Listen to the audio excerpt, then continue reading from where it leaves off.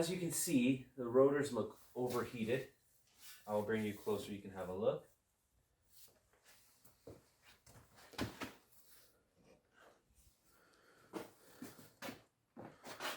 You see those hot spots on the rotor, those marks? The vehicle sat for a little while.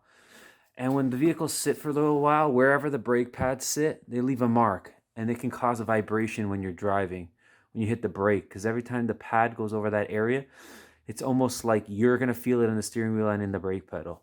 So today we're going to try and sand that down and get rid of it. Turn it towards you. Even if you're on the ground working, you can turn the wheel. Now we're going to loosen the slider pins that hold the caliper.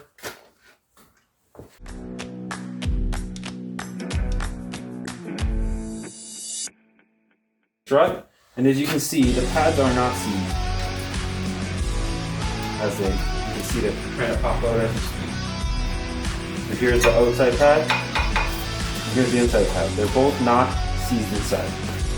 So we'll remove them and have a look at them. As you can see, there's a little bit of glazing on the pad there. We're going to try to get rid of this high mark here.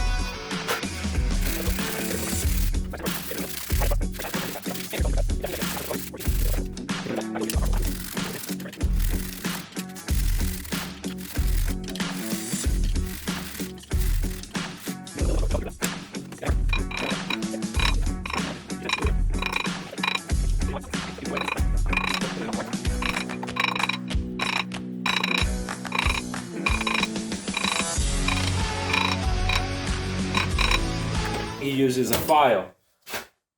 So you just want to file off that edge. And you'll be able to feel it.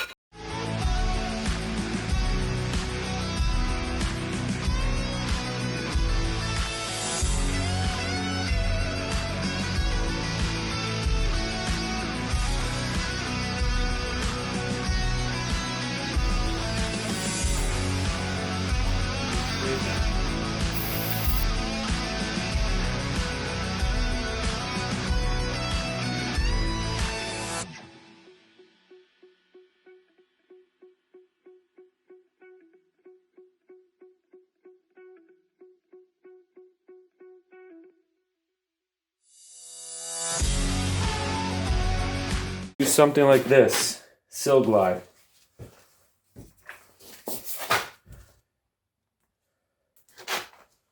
You put some on the caliper pin,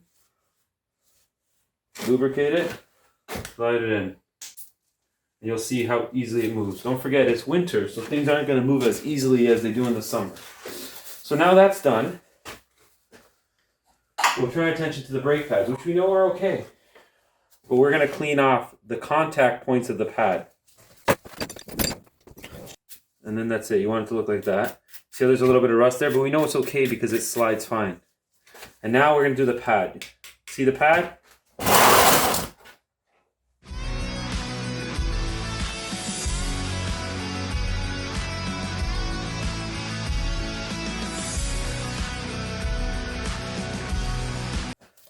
I keep it in a big bucket tub like this.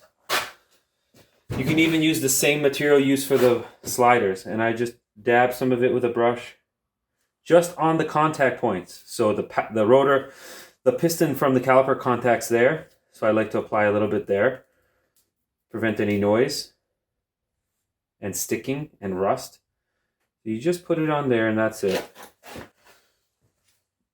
And remember, the brake pad with the squealer, the indicator for low wear, always goes on the inside. You'll see that these pads kind of slide in sideways. You push it in, and done. Now I'm going to repeat the process with the next pad. In between the pad groove, always remove it, because any excess material when you're driving slides in between there, water. So always make sure that spot is clear when you're servicing the brakes.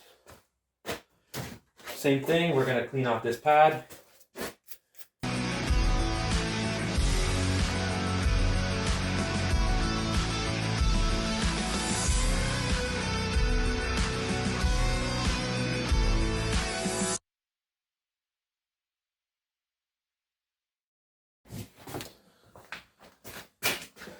on this 2012 Honda CRV, it has these clips. And what they do is they keep the pad from contacting the rotor when it's not in use, so that it doesn't wear out prematurely. Honda was having a lot of issues in the middle 2000s to early 2010, 2014, where the pads would wear out prematurely, and that was because they were just rusting on the rotor. There was nothing pushing them away from the rotor.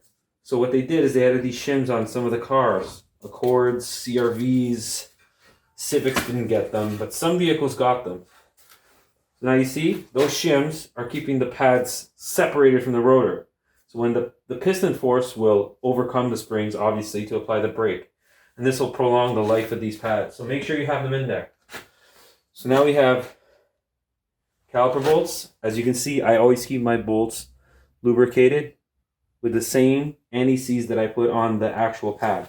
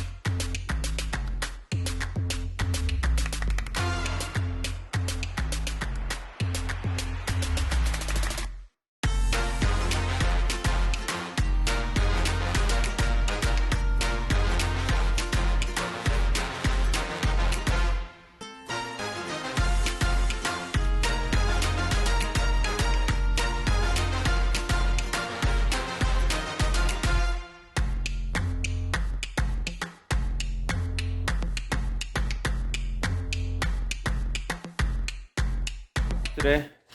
So we have a bottle of brake clean. This is pretty much liquid moly. It's just used to lubricate the pad contact points. This is Silk Glide. You can also use it for the contact points, but I use it for the caliper slider pins. Air chuck to check the tire pressure. Steel wool brush.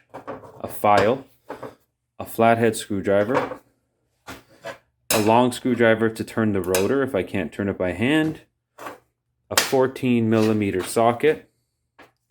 A 19mm socket to take off the wheel lugs on the vehicle, a torque stick to use with my impact gun to tighten the wheels, a 3/8 ratchet to use with my 14mm socket, and a 19mm wrench to hold the slider pin as I tighten the nut, the bolt on the slider pin, and a flashlight. A rag, some sandpaper, and gloves to keep your hands clean. And please use eye protection and a mask because you are working with vehicles with brake dust and you don't want to get sick. All right. Thank you very much. And that was a brake service on the front brakes on a 2012 Honda CRV. Thank you. Subscribe.